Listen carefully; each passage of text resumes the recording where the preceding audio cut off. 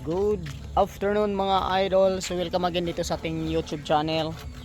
Ayan. So tawlan sa inyo mga idol yung ating ubas. Yung iba hindi nyo na gano'n na-update mga idol. Hindi ko na kayo na-update mga idol sa iba. Pero yung ubas po natin, ito po, hinog na siya. Yung iba mga idol na harvest na. So ito po siya, oh. Everest type mga idol.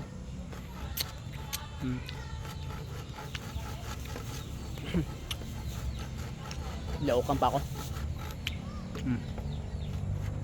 Ba. Oh. Aga natin manok mga idol. Ito. Yan. So pure blooded siya mo. Ito mga idol, nangingitlog yung pure blooded siya mo Japanese natin. Kaya lang di ko alam kung saan ang itlog at kung may naitlog pa ba siyang natitira mga idol. Kasi pagkakalam ko si mga idol kamanap, itong mga to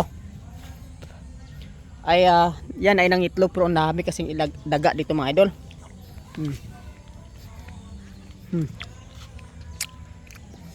Siraman natin. So may pure blooded asin natin.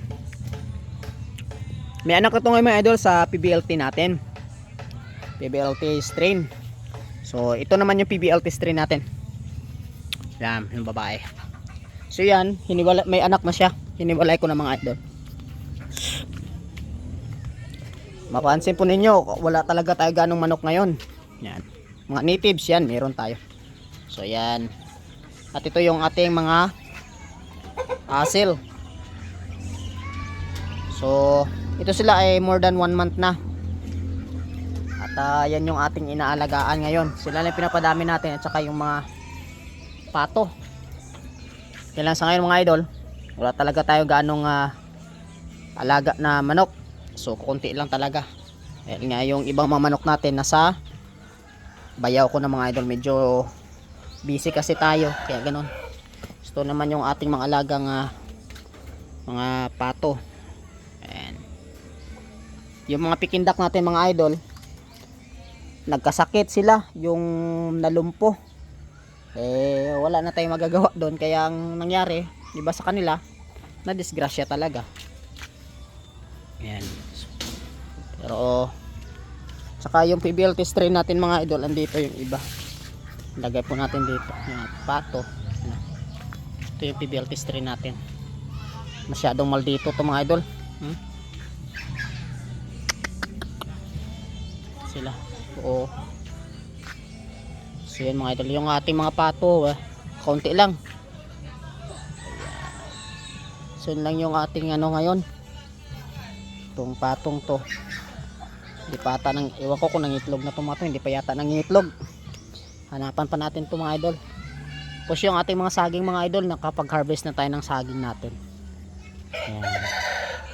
So yun lang. Short vlog lang muna tayo ngayon mga idol.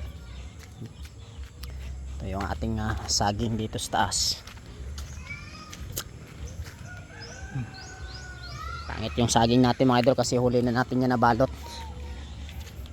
Yun lang muna ang update dito mga idol sa ating backyard. At sa lahat po ng followers natin dito sa YouTube, maraming salamat sa patuloy na panonood mga idol. Kahit na pakaunti-kaunti lang yung ating alaga, ito nga sobrang yung aking mga tawag nito, yung aking gamit sa pagbibreed, yung incubator andito nakatambay lang. Ayun pa yung isa. Yung isa naman yan gumagana pa naman pero nasira yung kanyang thermostat. Kaya kailangan palitan. Meron na rin ako thermostat kaya lang pamasikaso. So ito mga idol. Ayan. So ito itsura ng yard natin ngayon. Ayun lang po mga idol. Maraming salamat sa inyo. God bless po sa inyong lahat mga idol. And mega shoutout na lang sa inyo. Sa gusto magpa-shoutout, comment below na lang kayo mga idol. Maraming salamat. God bless everyone.